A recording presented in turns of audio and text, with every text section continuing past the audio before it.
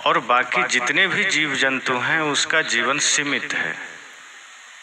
लेकिन मनुष्य ऐसा है जो कुछ भी कर सकता है।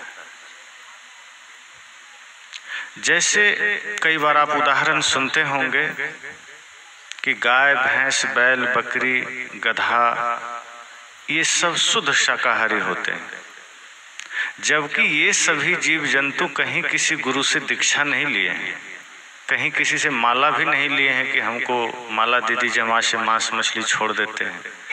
ये लोग नशा भी नहीं करते हैं, लेकिन कहीं सत्संग में नहीं गए हैं। आपने कहीं नहीं देखा होगा गाय, भैंस, बैल, बकरी का सत्संग हो रहा हो और उस सत्संग में सीखा हो कि नशा नहीं करना है। तो इन लोगों ने कभी दीक्षा नहीं लिया, कहीं सत्संग में नहीं गए, फिर भी वो शुद्ध शाकाहारी हैं। आदमी सत्संग सुनता है, शास्त्र पढ़ता है, मंदिर में पूजा करता है, फिर भी मांसाहारी है बहुत से लोग। उसी तरह से शेर, बिल्ली, कुत्ता, भेड़िया, लकड़बग्घा जैसे जानवर वो मांस ही खाएगा, और हम उसको कितना भी सत्संग सुना दे मांस खाना नहीं छोड़ेगा। अगर यहाँ किसी बिल्ली को ला के बैठाया जाए जबरदस्ती कि तुम बैठो 2 दिन सुनना तुम भी सत्संग, बांध दिया जाए और कल लास्ट दिन उसके गले में हम माला भी डाल दें और तीसरे दिन अगर उसको आप खुला छोड़ दें तो चूहा ही खाएगी, वो दाल भात सब्जी नहीं खाएगी, क्योंकि उसमें परिवर्तन नहीं हो सकता, वो प्राकृतिक है। अगर कोई दाल भात सब्जी खाने वाला है, अर्थात जो गाय, भैंस, बकरी है जो घास खा रही है, अनाज खा रहे हैं, तो उसमें कोई परिवर्तन नहीं ला सकता, चाहे उसको कितना कुसंग मिल जाए मांसाहारी जानवरों का। और जो मांसाहारी है वो दिन रात शाकाहारियों के बीच बैठ के भी शाकाहारी नहीं बन सकता, क्योंकि वो जानवर है, उसमें कुछ भी परिवर्तन की संभावना नहीं है। परिवर्तन की सारी संभावना इंसानों में है। संत कहते हैं इंसान ही है जो अपने जीवन को बदल सकता है, अपना जीने का ढंग बदल सकता है। आज जो कुछ भी आज इस धरा पर हुआ है वो इंसान ही तो किया है।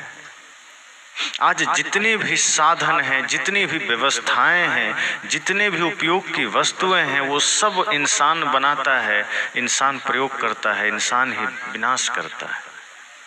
जैसे ये सत्संग पंडाल लगा है तो इंसान के लिए ही है, कहीं अस्पताल है तो वो इंसान के लिए ही था, लेकिन कुछ जानवर को इंसान साथ में रखने लगा तो उसके लिए भी बनाना पड़ गया। जो जानवर स्वतंत्र जंगल में रहते हैं उसको कभी अस्पताल की जरूरत नहीं पड़ती। जानवरों में अगर कुछ बीमारियां आई है वो इंसानों के संपर्क में आई है। कहीं कोर्ट कचहरी है वो इंसानों के लिए है, किसी जानवर के लिए नहीं है। आपने कहीं किसी कोर्ट में, किसी थाने में किसी बैल को मुकदमा करते नहीं देखा होगा, वो भले ही किसी का खेत में चर जाए। जितने भी साधन हैं, ट्रेन है, बस है, वो सब इंसानों के लिए है और इंसान ने ही बनाया है। आज आप देखिए, हम जिस माइक से बोल रहे हैं, हम धीरे बोल रहे हैं, आप तक आवाज़ बढ़िया से जा रही, ये भी विकास इंसानों का ही है। सामने कैमरे लगे हैं, ये विकास इंसानों का है। अभी जो हम यहाँ बोल रहे हैं आपके गांव में, हमारे आदित्य साधना यूट्यूब चैनल से सब जगह लोग देख सकते हैं, देख रहे हैं। जो लोग गांव में नहीं आए हैं वो लोग भी अपना मोबाइल खोलेंगे और उसमें आप देख सकते हैं आदित्य साधना यूट्यूब चैनल। और शायद यूट्यूब पर देख करके ही लोग एक दूसरे को जानते हैं, समझते हैं। उसमें दोनों बातें हैं। कुछ लोग उसमें फिल्मी गाने सुनते हैं, कुछ भजन सुनते हैं, कुछ लोग प्रवचन सुनते हैं, कुछ लोग कार्टून देखते हैं।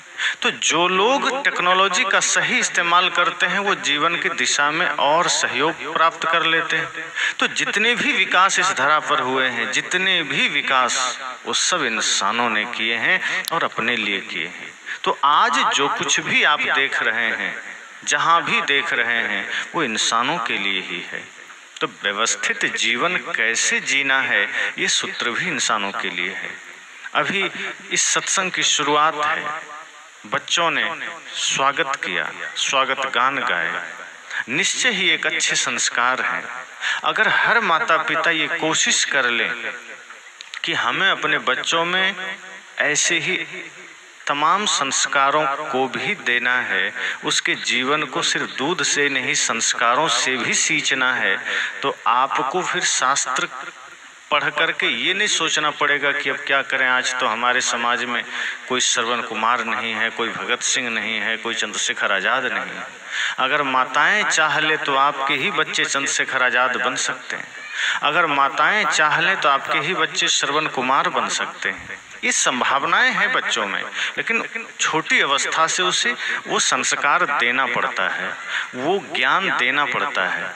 आज टीवी रेडियो का ज़माना है, मोबाइल का ज़माना है, इंटरनेट का ज़माना है। व्यक्ति अच्छे विचारों पर कम ध्यान देता है, बाहर के तमाम चकाचौंध पर ज़्यादा ध्यान देता है। बढ़िया घर कैसे बन जाए इसकी कोशिश हर आदमी करता है।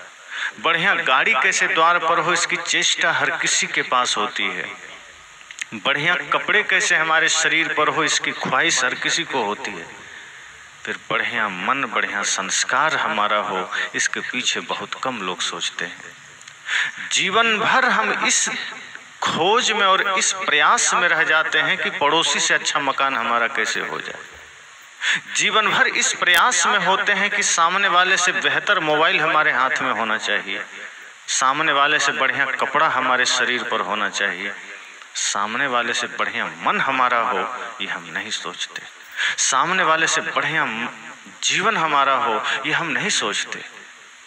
और ये बाहरी चीजों को जब हम सोचते सोचते अपना जीवन जीने लगते हैं तो एक वक्त ऐसा आता है जब मौत सामने खड़ी होती है कि अब चल तेरा समय हो गया।